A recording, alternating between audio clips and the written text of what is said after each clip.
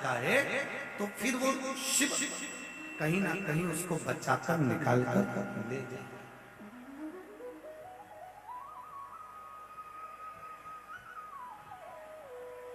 ध्यान देना जरा,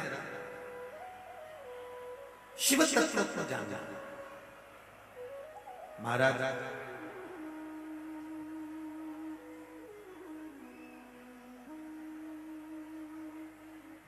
तारकासुर के प्राण छूट गए। तारकासुर, विदुमाली, कमलाक्ष जी भी चले गए थे। अगला वर्णन जो आया है अंधकासुर का, शिवजी के नेत्र से बिंदु नीचे गिर गया और वो बिंदु जो नीचे गिरा उससे एक बालक उत्पन्न हो गया। वो बालक जिसका नाम अंधकासुर हिरण्याक्ष ने रखा। गोदी में माता पार्वती जी ने उसको ले लिया और मातृत्व प्रेम इसी को कहता। एक माँ का जो वात्सल्य होता है, एक माँ का जो प्रेम होता है, वो होता ही ऐसे।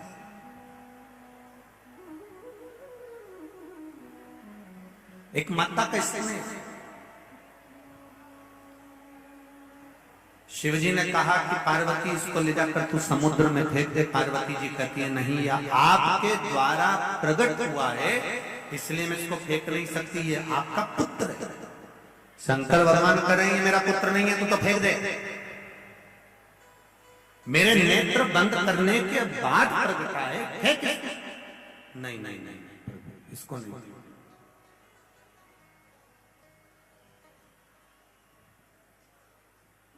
इस कथा से हमको तीन चीजें लेना। पहला, जीवन में एक बात याद रखना, जिस आसन पर बैठकर हम पूजन करते हैं वो आसन को कभी अपने पांव से मत हटाओ, ना पांव से खसकाओ ना हटाओ। वैसे तो बीकान गांव की माताएं आसन को पांव से नहीं हटाती होंगी, हम तो हमारे यहाँ की कह रहे हैं। जिस आसन पर बैठकर हम पूजन करें, पाठ करें, मंदिर में अर्चना करें या हम पूजन पाठ में लगे रहे, कई माताओं की आदत रहती है आसन अगर इधर उधर बिछा रहता है, वो पति के साथ में आसन पर जब बैठने वाली रहती है तो हाथ से सीधा करने की जगह पांव से थोड़ा खसका लेती है। पांव से अगर उसने खसकाया रखा तो पति के साथ बैठकर भले वो पूजन करती है, मना नहीं, पर जिस पूजन को वो कर रही होती है उसका पुण्य पति के भी खाते में नहीं जाता और पत्नी के खाते में भी नहीं जाता। इसका स्मरण ये अंधकासुर की कथा से हमको लेना है। दूसरा,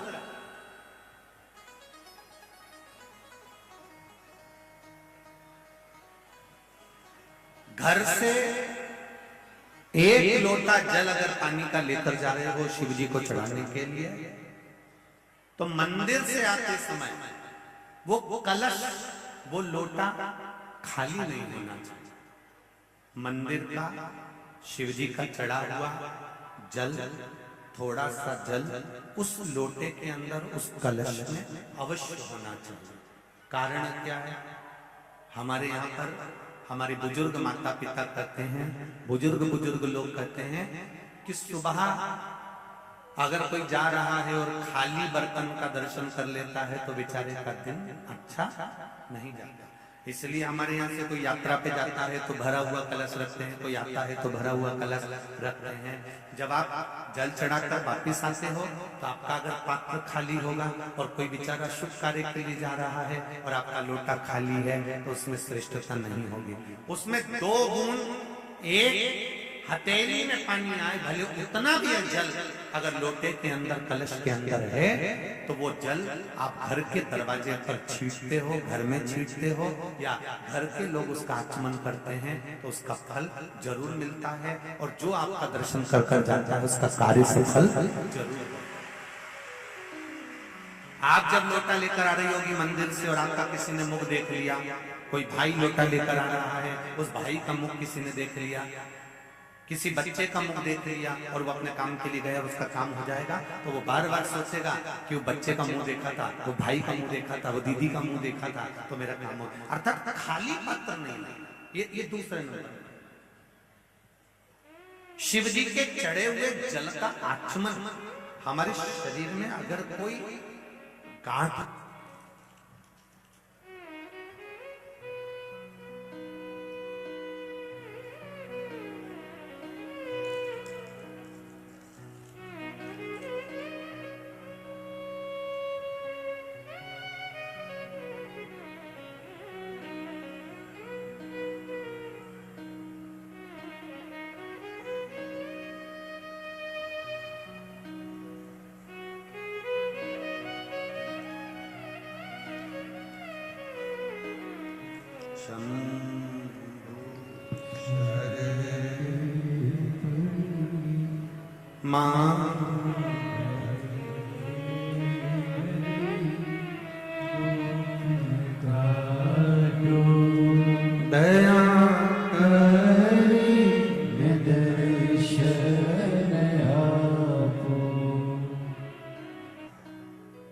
तेरी कृपा बिना एक भी अनु लेते हैं श्वास, तेरी कृपा से तनु तनु।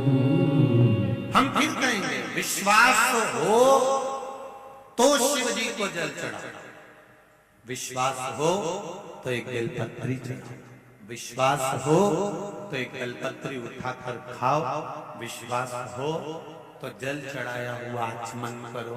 फिर निवेदन करेंगे, 3 बातें अंधका सुर से लीजिए।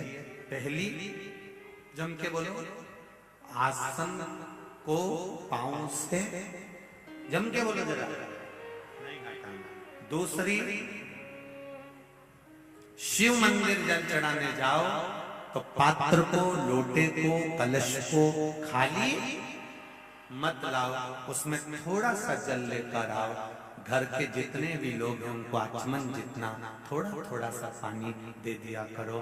अगर मान लो किसी के शरीर में कोई बड़ा रोग आ भी रहा होगा तो शिव का चढ़ा हुआ जल पीने से रोग समाप्त हो जाएगा, शरीर ठीक।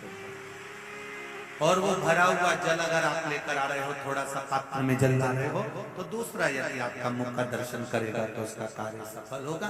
तीसरे नंबर पर, शिव मंदिर में जब भी जाओ, शंकर भगवान के मंदिर में जब भी जाओ, आखिरी में जब शिव जी की पूजन कर कर वापिस लौट कर आओ तो ये अंधकासुर के चरित्र से लेना।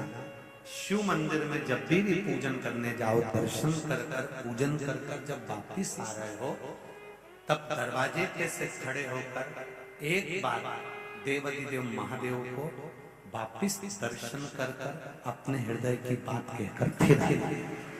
ये 3 चीज,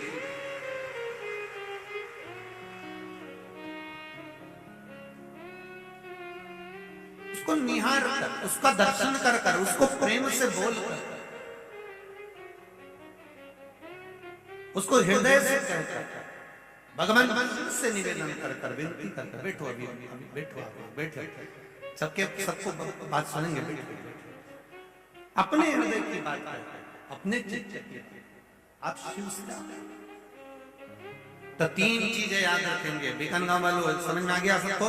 पहला, आसन में लाज से नहीं सरकाना, ना उठाना। दूसरे नंबर पर खाली पात्र शिव जी को जल चढ़ाना। और बहुत ध्यान देना, मंदिर का लोटा लेकर, मंदिर का पानी लेकर शिव को चढ़ाने से ज्यादा जरूरी है अपने घर का पानी लेकर जाओ। कारण उससे 3 दोष समाप्त होते हैं। पहला पितृदोष, दूसरे नंबर पर वास्तु दोष, तीसरे नंबर पर है कालसर्प दोष। ये 3 दोष घर का पानी ले जाकर शिव जी को चढ़ाने से समाप्त हो। घर से जल प्रागट्य हुआ, क्यों? हम समझे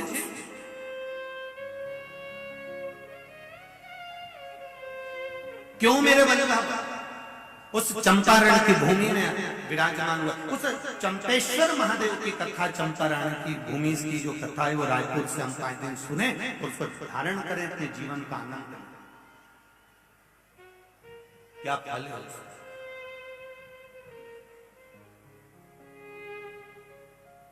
महाराज आप परमात्मा को, आप थोड़ा सा दुख, ऐसा संसार में कोई व्यक्ति नहीं जन्मा जिसको दुख नहीं। माता के गर्भ से अगर जन्म लिया है तो दुख तो भोगना पड़ेगा।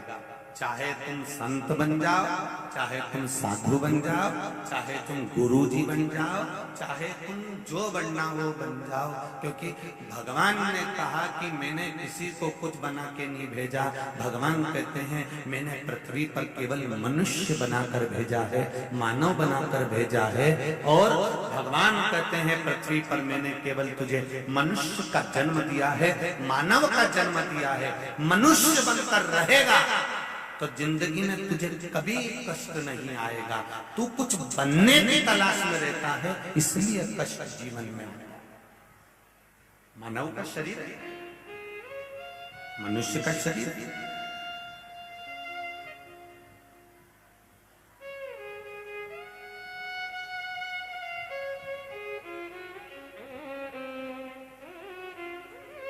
ये मानव का शरीर कोई साधारण नहीं है।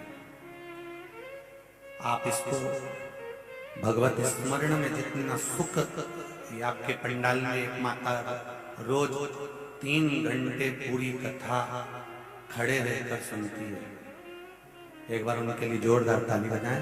पूरी 7 दिन हो गए उसको एक स्थान पर बस आसन वहां पर लगाया है जिस पे खड़ी रहती है। और कुंभ के मेले में साधुओं का दर्शन होता है। लोग कहते हैं कुंभ के मेले में साधु और सन्यासी और तपस्वियों का दर्शन होता है। शिव महापुराण की कथा कहती है, कभी शिव महापुराण की कथा के पंडाल में जाकर दर्शन करना। यहाँ सारे संत, साधु, सन्यासी, तपस्वी, साधक, उपासक, भक्तों का दर्शन।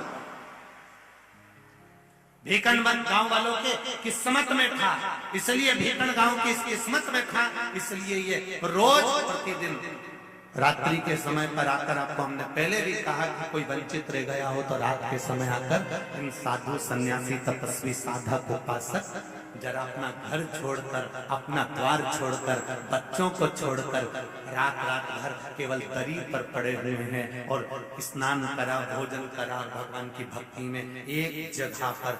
तुम कई माताएं हैं तो टाइम देख के 2 बजे कथा चालू होगी तो 1:30 पौने 2 बजे अपने घर से निकलती है और बिंदी बिंदी लगा के डेंटिंग पेंटिंग करके और भीड़ भुड़ा के आगे बैठ जाती है। कभी इनको देखो कि सुबह 6 बजे से एक जगह संभाल कर सो भी नहीं सकती, क्योंकि दूसरा बाजू में बैठा हुआ है। एक आसन से कहीं ना वॉशरूम जा सकती है, ना पानी भरने जा सकती है, डर लगा हुआ है कोई दूसरा बैठ जाएगा। अपना आसन सुबह 5-5, 4-4, 3-3 बजे से संभाल कर बैठी है। इनकी साधना को मैं नमन करता हूं, ये साधारण नहीं है।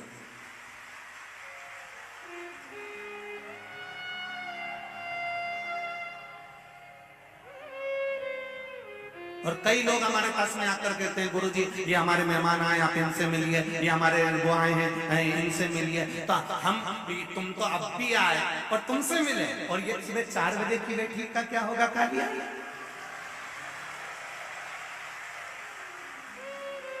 और अच्छे से सुन लेना, जितने लोग कथा करवा रहे हैं, आगे भी जिनकी कथा है वो भी जरा अच्छे से सुन लेना। कई लोग कहते हैं गुरुजी कम से कम तुमको 1-2 घंटा तो मिलना चाहिए, हमने कथा कराई, ये कराई, वो कराई। तो हमारा निवेदन है लाइट का कनेक्शन तुम लेकर आते हो, बोलो लाते हो कि नहीं लाते हो? जम के बोलो, लाइट का कनेक्शन लाते हो ना? लाइट का बिल जमा करते हो ना? लाइट का जब कनेक्शन लेकर आते हो तो लाइट छू के बता दो। तुमने लाइट का पैसा खर्च करा तो छू के बता कि मैंने तो 500 रुपए का बिल भरा। तो जब तुम लाइट का बिल जमा करो, पैसा जमा करो, तो तुम लाइट नहीं छूते हो, बस दूर से अनुभव करते हो। बल्ब जला दो उजाला हो जाएगा, पंखा चला दो हवा आ जाएगी। तो गुरु जी को भी बुलाया है तो दूर से अनुभव कर। सुना नहीं?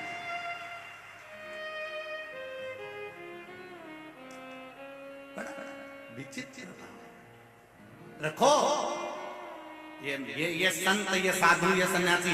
श्रीमद् भागवत कथा में उद्धव जी महाराज ने भगवान कृष्ण से कहा, कृष्ण तू ब्रज की गोपियों को छोड़कर क्यों मथुरा आ गया रे? क्यों आया है? क्यों द्वारका आ गया रे?